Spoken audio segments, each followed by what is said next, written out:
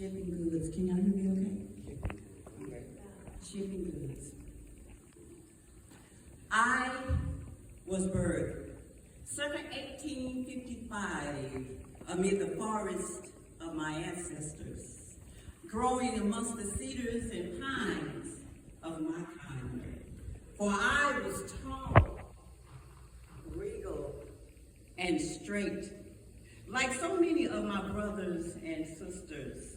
My life amongst my elders was feeding those which lived in our biome by providing shelter, rest, and most of all, protection.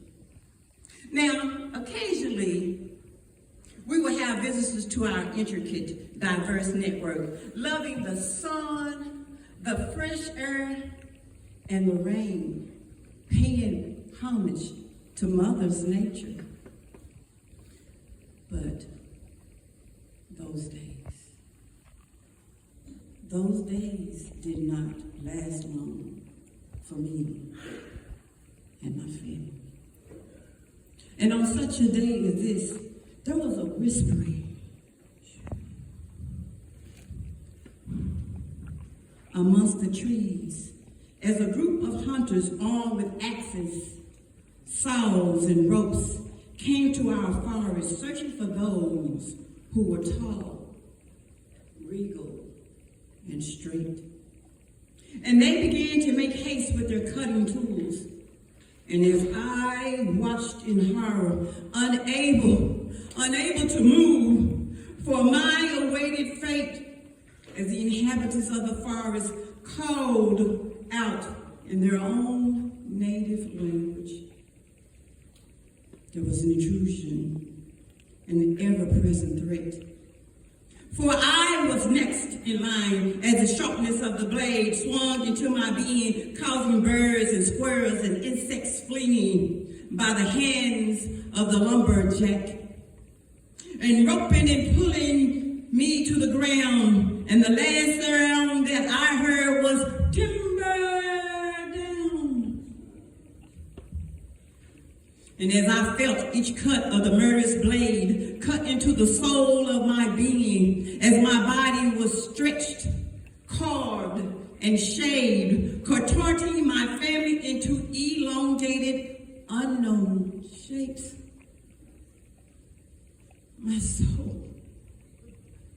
my soul was encased, and I could not escape the carnage which lay before me. And unable to die in this new form, I did not know what other horrors awaited, as my slain brothers and sisters was more than I could bear. For we were scorched, cut, dug out, molded, and shaped to be fitted together to form a hull. A hull that is now the skulls of the groves which outline the landscape of a once virgin land. My new life beginning as planks stripped of its barks, roots and branches, now branches into the bows of a schooner ship carrying cargo, goods, and material.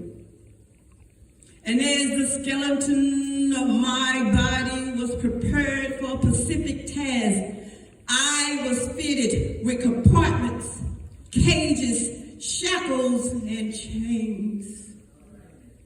Not knowing another horror awaited me as I sailed upon the seven seas, holding in my belly 110 captives who would no longer be free.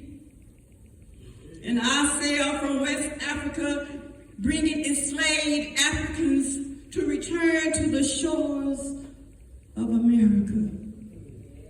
And as I hear the screams and the cries of those children housed within the belly of my embodied soul, I too was reminded of the pain as my own demise became a part of an enterprise enslaving dark-skinned lives. And I hear to the whisper of wind that I am the